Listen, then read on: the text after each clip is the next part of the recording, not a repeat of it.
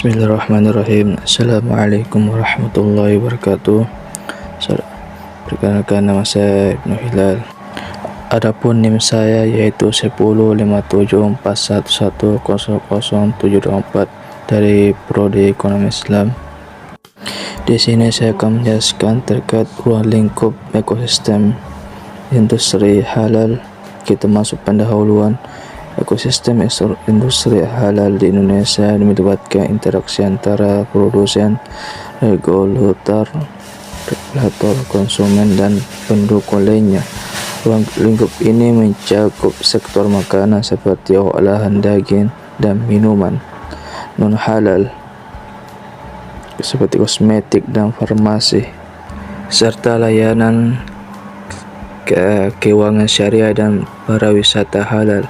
Analisis ini didasarkan pada data dari Badan Penyelenggara Jaminan Produk Halal atau singkatan BPJPH dan laporan internasional. Baik, kita masuk metodologi. Makalah ini menggunakan pendekatan deskriptif analitis, menggabungkan data sekunder dari sumber terpercaya seperti BPJS, Global Islamic Economic Report, dan regulasi pemerintah. Analisis digunakan melalui tinjauan literatur dan studi kasus untuk mengidentifikasi tren dan tantangan. Kita masuk komponen utama ekosistem industri halal. Aktor utama yaitu produsen dan UMKM. Perusahaan besar seperti Indofood dan ribuan UMKM yang memproduksi produk halal menyumbang 60% dari total kuipot. Dan Badan Sertifikat Majelis Ulama Indonesia UII dan LPPUM dan MU sebagai pengawas utama pemerintah. Kementerian terkait yang mendorong melalui regulasi konsumen dan eksporsif, pasar domestik, dan ekspor ke Timur Tengah. Dua rantai nilai, yaitu pertama, hulu sumber bahan baku halal dari pertanian dan perikanan. Adapun tengah, pemrosesan dan logistik yang menjaga integritas halal. Adapun hilir, distribusi melalui retail dan e-commerce. Kita masuk teknologi dan inovasi. Penggunaan blockchain untuk transparansi, aplikasi sertifikasi halal, dan inovasi seperti bahan pengganti untuk produk non-halal.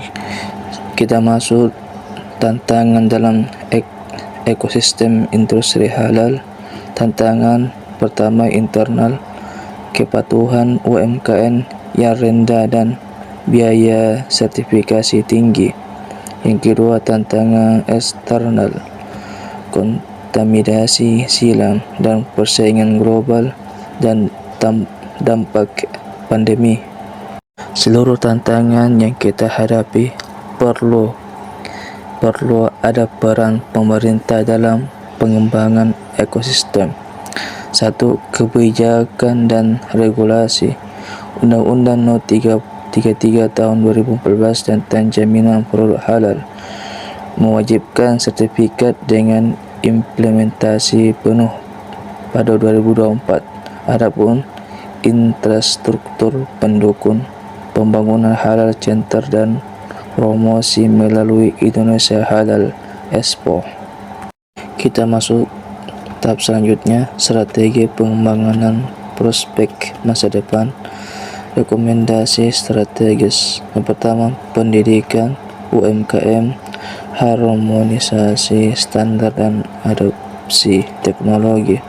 Yang kedua, prediksi pertumbuhan. Target ekspor USD 100 miliar pada tahun 2030 dengan fokus pada sustainability.